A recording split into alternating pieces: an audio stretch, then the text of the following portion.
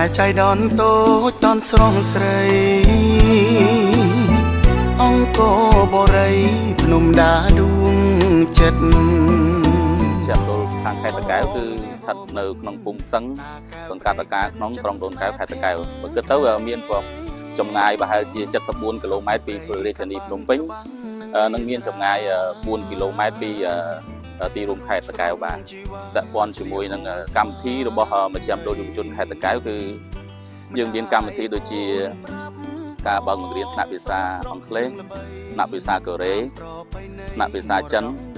ហើយមួយទៀតគឺដែលយើងដំណើរការដល់ល្អប្រសើរនោះគឺពាក់ព័ន្ធជាមួយនឹងថ្នាក់កុំព្យូទ័រដែលយើងដំណើរការជាប្រចាំថ្ងៃតែយើងអនុវត្តពីម៉ោង2ទៅម៉ោង5រសៀលជាប្រចាំថ្ងៃហើយយើងក៏មានបើកវគ្គសម្រាប់វគ្គសៅរ៍អាទិត្យផងដែរសម្រាប់ថ្នាក់កុំព្យូទ័រមួយទៀតគឺមានដូចជាវគ្គ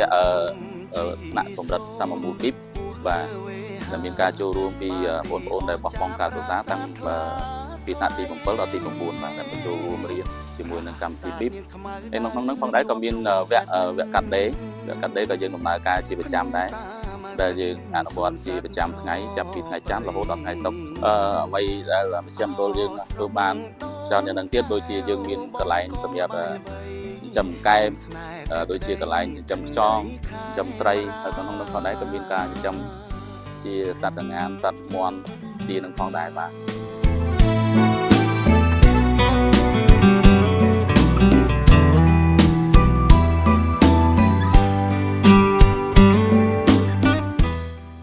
ចំណាប់អារម្មណ៍របស់អ្នកខ្ញុំក្នុងកម្មវិធីការស្ម័គ្រចិត្តដើម្បីសហគមន៍ខ្ញុំនឹងខ្ញុំយល់ឃើញថាកម្មវិធីពិតជាល្អ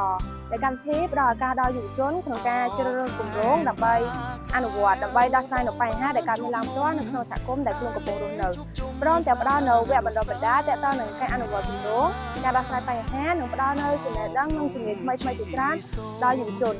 ចំពោះបទពិសោធន៍របស់អ្នកខ្ញុំផ្ទាល់ក្នុងការអនុវត្តគម្រោងនៅក្នុងកម្មវិធីការស្ម័គ្រចិត្តដើម្បីសហគមន៍ខ្ញុំនេះខ្ញុំបានសិក្សារៀនសូត្រអំពីការដោះស្រាយបញ្ហាការធ្វើការងារជាក្រុមនិងភាពជាអ្នកដឹកនាំមានទំនួលខុសត្រូវព្រមទាំងយល់ដឹងពីតម្លៃនៃការងារស្ម័គ្រចិត្តចំពោះចំណាប់អារម្មណ៍របស់ខ្ញុំក្នុងការមកសិក្សានៅមជ្ឈមណ្ឌលយុវជនខេត្តតាកែវនេះ